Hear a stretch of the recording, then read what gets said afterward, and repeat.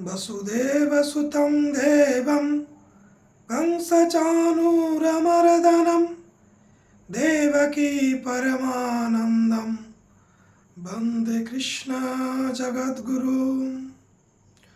नमस्कार, सकलके वेद पुरातनी कथाय स्वागत जानाई। আমরা আগের ধর্মের সাধারণ অর্থ সম্পর্কে আমরা জেনেছি যে ধর্ম ধারণ করার অর্থে প্রথমে মাথায় রাখতে হবে যে কোনো বস্তু ধর্মহীন হতে পারে না। প্রত্যেকটি বস্তুর মধ্যেই ধর্ম প্রচ্ছন্নভাবে রয়েছে। ধর্মকে জানতে গেলে, অন্তত ভারতীয় ধর্মকে জানতে গেলে ভারতবর্ষকে জানতে হবে। দেখুন, ভারতবর্ষের ইতিহাসের যে প্রাচীন ইতিহাস, ভারতবর্ষের ইতিহাস কতটা প্রাচীন তার লিখিত ডকুমেন্ট যদি ধরা হয়, তাহলে প্রথম ডকুমেন্ট ধরা হবে ঋগ্বেদকে। তার আগে লিখিত রূপে ভারতবর্ষের প্রাচীন ইতিহাসের খুব একটা ডকুমেন্ট পাওয়া যায় না। প্রত্নতাত্ত্বিক উপাদান হয়তো রয়েছে, সিন্ধু সভ্যতা প্রভৃতি ভারতীয় সভ্যতারই একটা অংশ, কিন্তু লিখিত ডকুমেন্ট আমরা আমাদের হাতে যা রয়েছে তা হচ্ছে ঋগ্বেদ। আসলে ধর্ম নিয়ে আমরা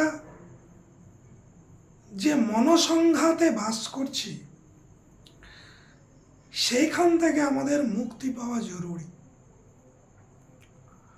আমরা নিজের ধর্ম সম্পর্কে জানি না, নিজেদের ধর্ম সম্পর্কে ওয়াকিবহাল নই।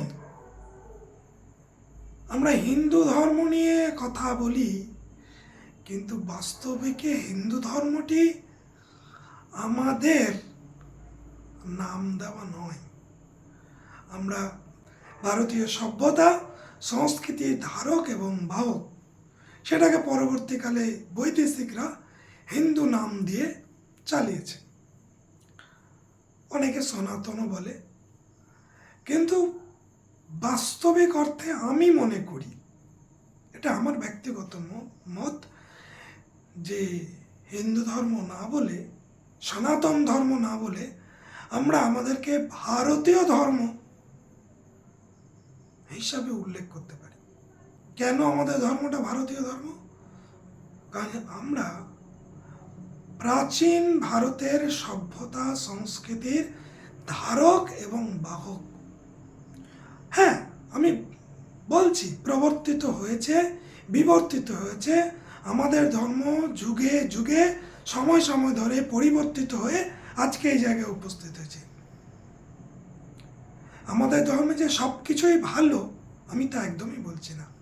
অনেক কিছু রয়েছে যা আমাদের ধর্মের মধ্যে আমাদের অনেক পীড়া দিয়েছে, আমাদের অনেক নিপীড়ন দিয়েছে। কিন্তু বুঝতে হবে, ভারতবর্ষের সভ্যতা সংস্কৃতিকে বুঝতে হবে, সেই সঙ্গে বুঝতে হবে রাজনীতিকে, ভারতবর্ষের প্রাচীন রাজনীতিটাকেও বুঝতে হবে, এবং স্বার্থান্বেষী মানুষদের কার্যকলাপও বুঝতে হবে।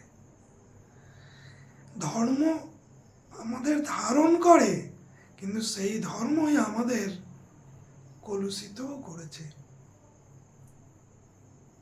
আমরা সেই যে নাগপাশ, যদি বলি ধর্মের একটা নাগপাশ, সেই নাগপাশটা সহজে ছিন্ন করে উঠতে পারিনি।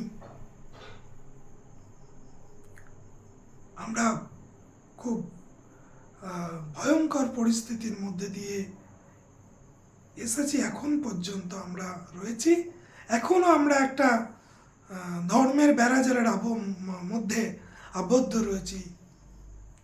আমাদের বারবার শুনতে হয় হিন্দু ধর্ম জাতিভেদ প্রথার মধ্যে আবদ্ধ, শূদ্রদের অপমানিত করা হয়েছে, নারীদের অপমানিত করা হয়েছে, অবহেলিত করা হয়েছে।